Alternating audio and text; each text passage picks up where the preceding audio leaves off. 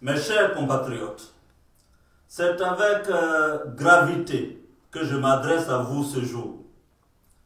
L'humanité affronte un nouvel ennemi. Il est invisible, rapide, déterminé et progresse inexorablement malgré nos lignes de défense hermétiques. Frappant indistinctement les jeunes, les adultes et les seniors, il menace les fondements de nos sociétés et sape les bases de nos économies. Cet ennemi invisible, apparu dans le mois de décembre en Chine, se propage dans le monde et cause de profonds ravages. Cet ennemi, dis-je, est un virus, un nouveau type de coronavirus transmissible entre humains, était à l'origine d'une maladie appelée le Covid-19. Mes chers compatriotes, à l'heure où je vous parle, ce mardi 31 mars 2020, le Covid-19 a contaminé 799 998 personnes et a fait au total 48 758 morts dans le monde selon l'OMS. La Côte d'Ivoire enregistre 168 cas, dont un décès et 6 personnes guéries. D'après les experts, si rien n'est fait, 40 à 70% de la population mondiale seront infectés avant la fin de la pandémie, dont le taux de mortalité aujourd'hui est monté, hélas, à 4,8%. Partout dans le monde, les nations se replient sur elles-mêmes. Les États ferment leurs frontières, les peuples ressentent une profonde angoisse, la science est convoquée et le divin est même questionné, imploré et supplié. Plus de 3 milliards 400 millions de personnes, soit près de la moitié des habitants de la planète, sont confinés dans le monde pour tenter d'endiguer l'avancée de la pandémie. Plus de 300 millions de personnes ont été mises sous couvre-feu. Des villes entières sont placées en isolement. La crise du Covid-19 plonge le monde à la fois dans une crise sanitaire, une crise économique et financière, une crise sociale, culturelle, dont les effets ne sont toujours pas entièrement évalués. Mais une chose est certaine, l'économie mondiale est déjà entrée en récession et certains analystes prévoient un recul de la croissance mondiale d'environ 7 points. Déjà, des pans entiers de l'économie sont entrés en hibernation totale. Il s'agit notamment du commerce international, du tourisme, des transports, des sports, du monde du spectacle et des arts vivants, et même de l'agroalimentaire. Je vous le dis, le monde entier est brutalement mis à l'arrêt.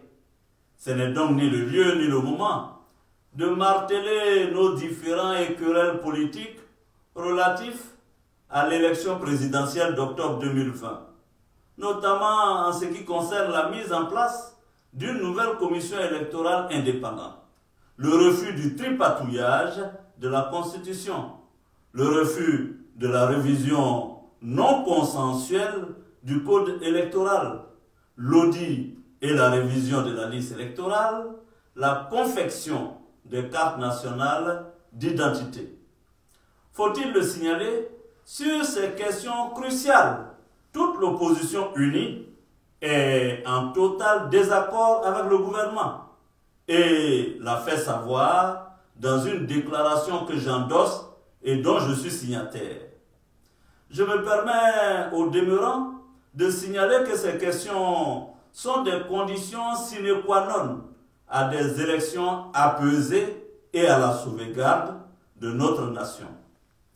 Pour l'heure, ce qui doit nous mobiliser, ce qui doit mobiliser notre attention et nos intelligences, c'est le sort de la nation ivoirienne qui est menacée d'un véritable effondrement.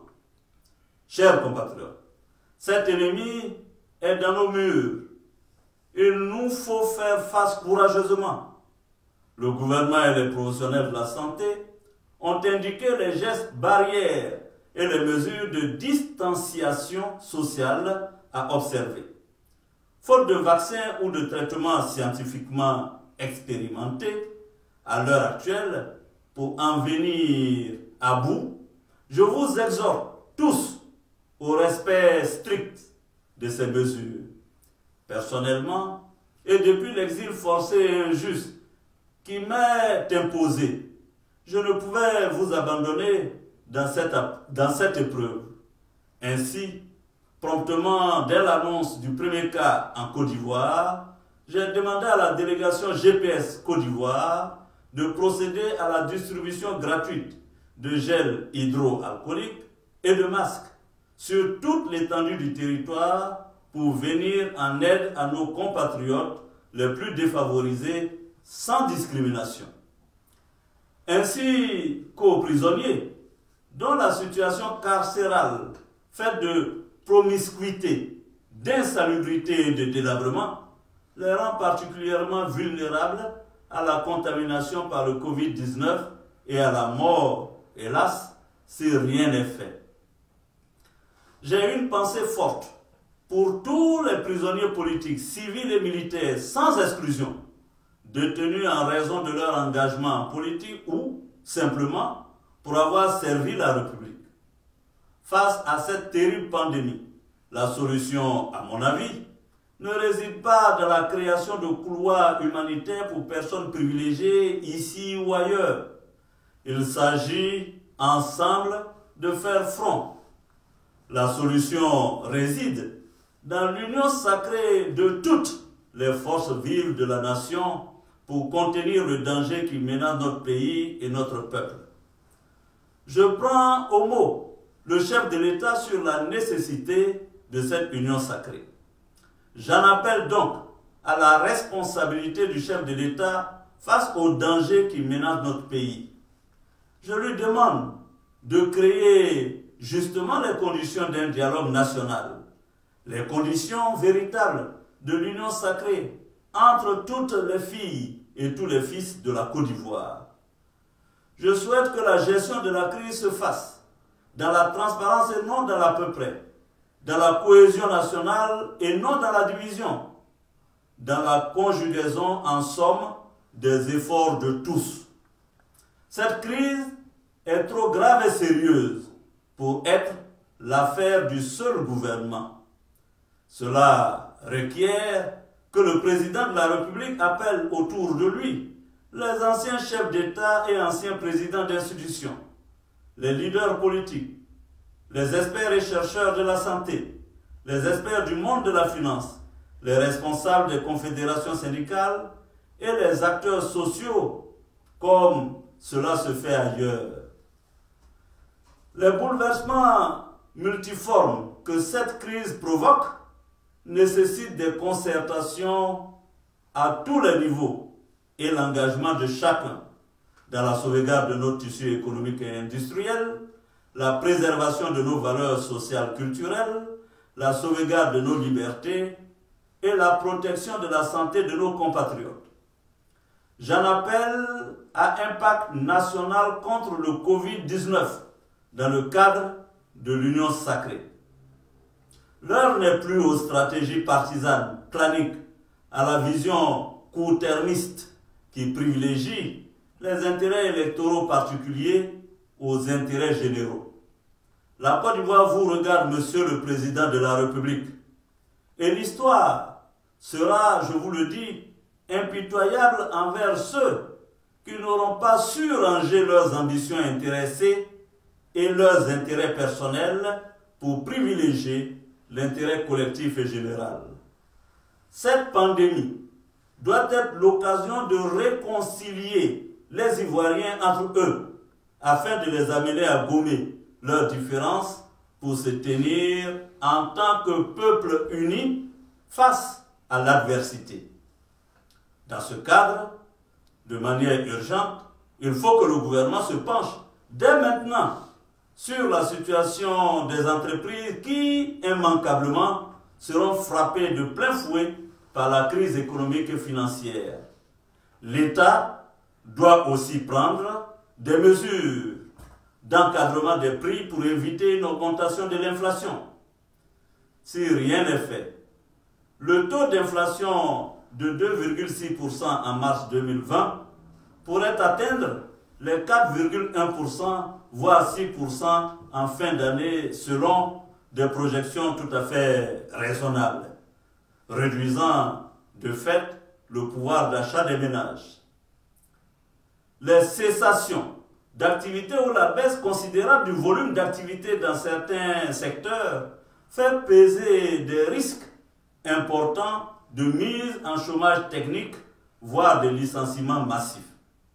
Pour combler les pertes actuelles des entreprises et éviter les faillites à la chaîne, je propose que pendant au moins 3 mois, l'État se substitue au marché et prenne en charge directement les pertes de revenus des entreprises et des ménages ivoiriens.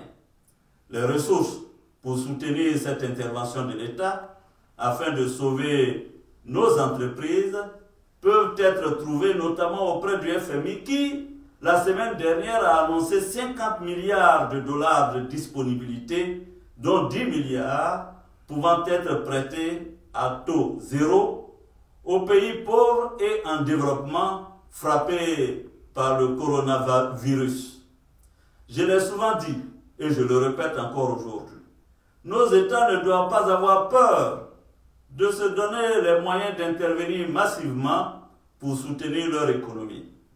D'autres solutions existent et sont mises en œuvre ailleurs, en Afrique et dans d'autres pays du monde qui, comme nous, ont des économies fragiles et ont besoin de soutien pour ne pas s'écrouler.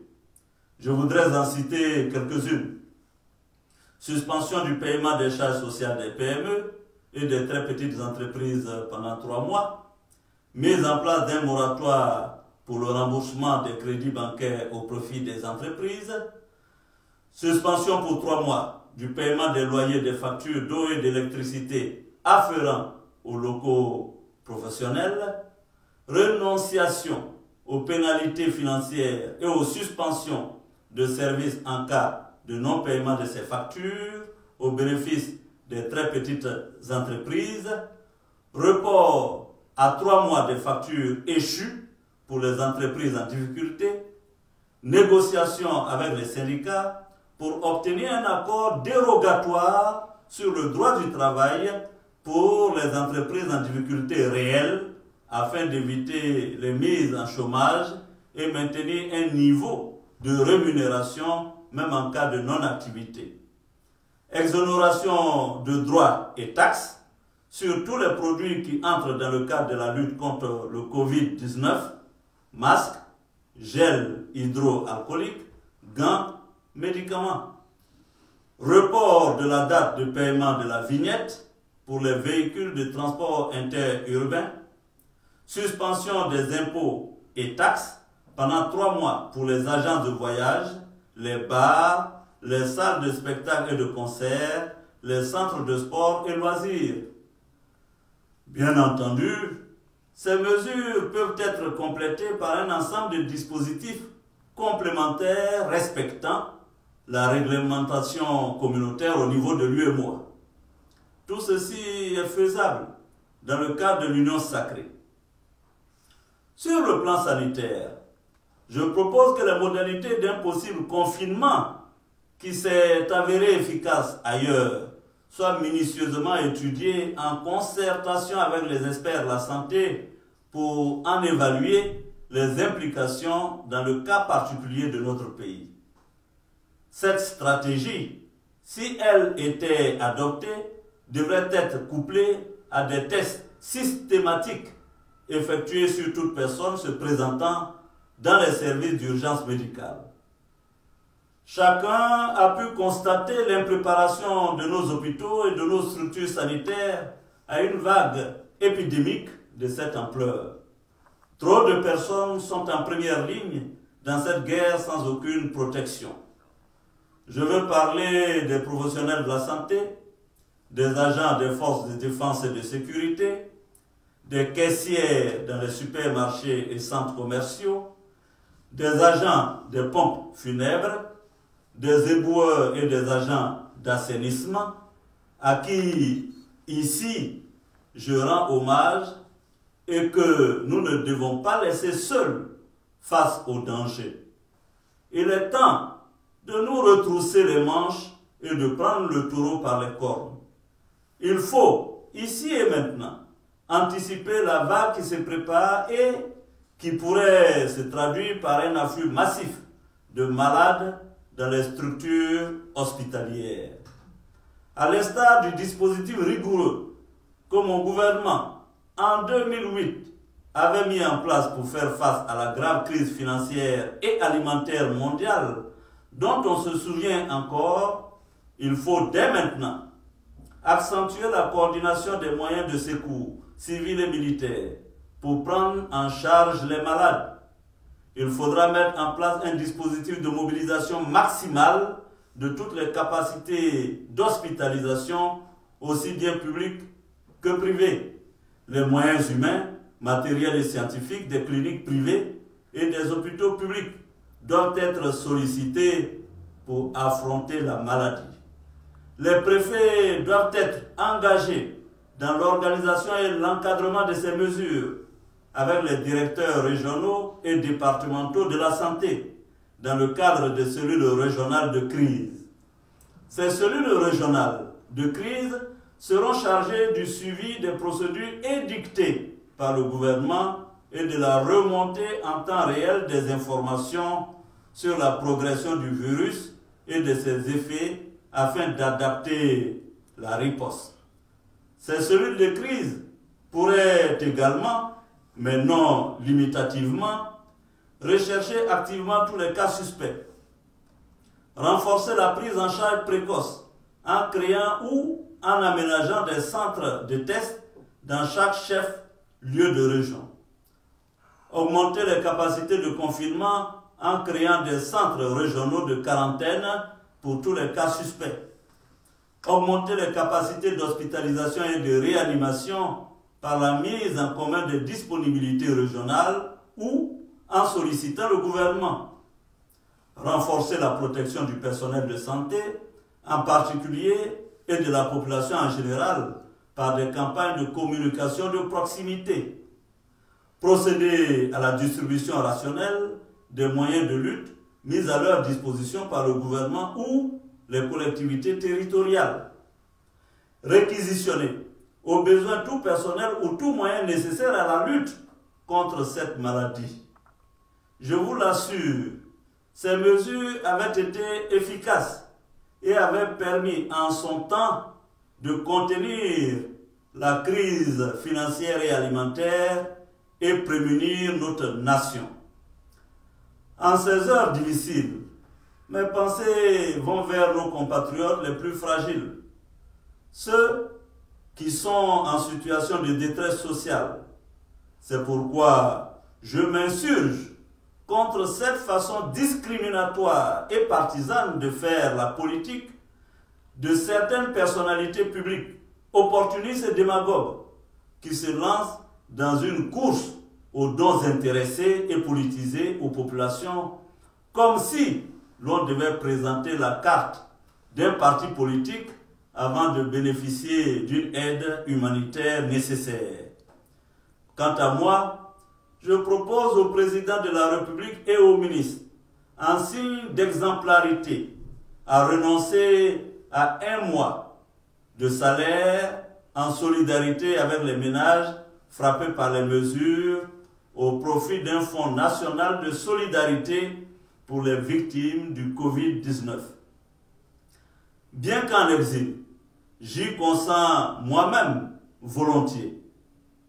Ce fonds, dont le montant pourra être déterminé en accord avec le Parlement, doit pouvoir dégager une enveloppe significative pour apporter un secours en vivres et en produits de première nécessité aux ménages les plus démunis. Toujours en accord avec le Parlement, le dit fonds pourrait être alimenté par les ressources provenant des ponctions opérées sur le budget de fonctionnement des institutions de la République et des ministères, excepté ceux de la santé, de la défense et de la sécurité. Ce fonds, au nom de la transparence, devra être placé sous la supervision d'un organisme indépendant regroupant les représentants du Parlement, de l'Inspection générale d'État, des forces politiques, religieuses et sociales. Dans la même veine, l'État pourrait prendre en charge les prochaines factures d'eau et d'électricité des ménages situés dans la tranche dite sociale. Mais aussi et surtout, un geste d'humanité est attendu de vous, Monsieur le Président de la République. En ces moments où la terrible pandémie est entrée dans notre pays et menace des milliers de vies, libérez les prisonniers politiques et tous ceux qui sont enfermés pour des délits mineurs comme le recommandent les Nations Unies.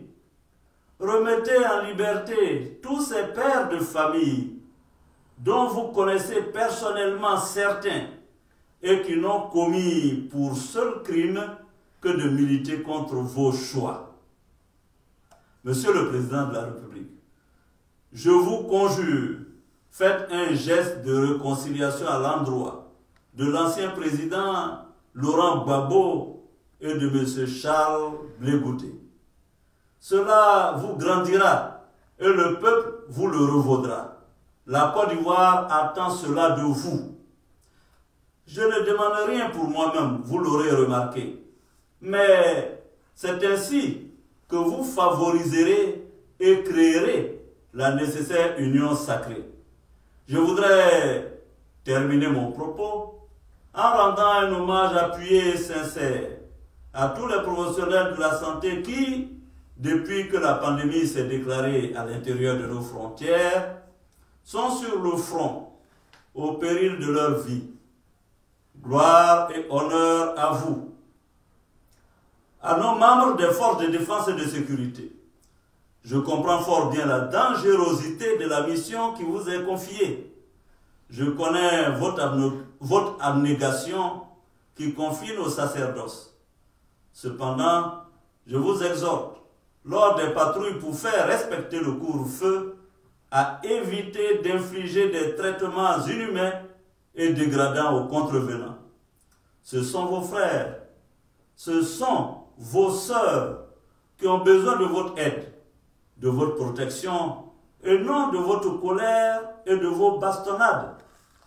Aux familles qui ont l'un de leurs malades du Covid-19, je dis prompt rétablissement. À cette dame, malheureusement, qui a perdu la vie, toutes mes condoléances à ses proches. Mes chers compatriotes, notre pays est menacé et le plus important en ce moment, c'est ce que chacun de nous peut apporter pour donner une réponse imparable au danger qui s'est dressé devant nous. Les défis de la mondialisation sont tels qu'ils nous mettent brutalement face à des périls que nous croyions si loin de nous. C'est la capacité de réaction et d'anticipation des États qui est mise à rude épreuve dans des situations inattendues et aux conséquences dévastatrices. Cela est possible si nous sommes unis.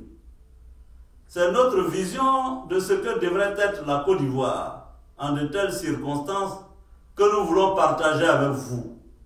La vision d'une chaîne de générations solidaires se tenant spontanément debout, au-delà des différences politiques, prêtes à faire front individuellement et collectivement. Oui, cela est possible si nous travaillons à enraciner l'état de droit et la démocratie dans notre pays par le respect du droit à la différence. Que cette épreuve qui nous est imposée renforce nos liens et nous fasse surgir en tant que nation réconciliée avec elle-même, plus forte et plus unie.